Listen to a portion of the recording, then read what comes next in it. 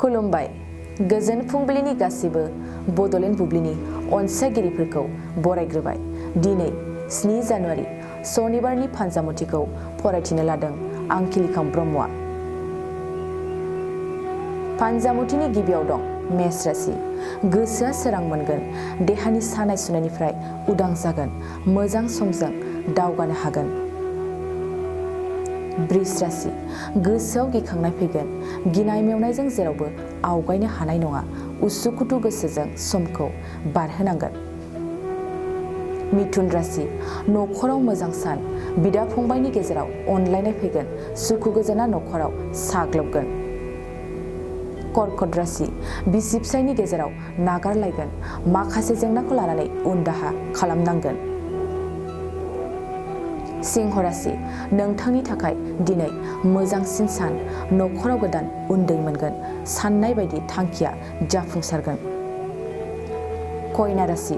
सोलोंथायाव मोजां सोलोंथाइ लानानै समाजाव मुं गोसारगोन, थांखि होसोनायाव जाफुंसारनायनि मिजिं दं। तुला राशि। सांग्रां जा, गुबुनजों थगायजानो हागौ, रांखान्थि बिथिङाव गुबुनजों लेनदेन खालामनाङा। वृश्चिक राशि। नखराव मानिबा जेंनाखौ लानानै नांलायगोन, नखरनि दावराव दावसियाव लाजिनाय मोनगोन। धनु राशि। नखराव गोरोबलायगोन, खौसेथिजों खामानि मावगोन, समाजाव मोजां खामानि मावनो सानगोन।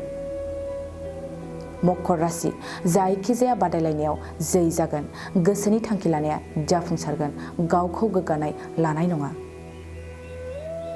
कुम्भ राशि। नखराव असान्ति जागोन, फिसा फिसा जेंनाखौ लानानै दावराव जागोन, दुखुजों समखौ बारहोनांगोन।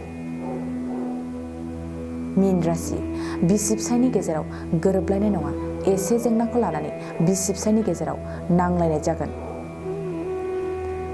दिनै सानसेनि राशि फरायथिनायाबो एसेनोसै। आसा खालामो नोंथांनि दिनैनि साना मोजाङै मोजां थांगोन, बेखौ बड'लेण्ड बुब्लि नखरनिफ्राय मिजिंथिबाय। गोजोन्थों। Good news for everyone. St. Xavier Institute, Bongaigaon, in collaboration with Career Point IS Academy Guwahati, is going to hold FAC free workshop seminar event for FAC interested students. The said event is going to be on 8th of this month. Every FAC aspirant and interested student can join the event at 11 AM and the joining registration is still going on their official website www.careerpointas.com, or you can directly contact them at 9387271386 8822807553 for registration.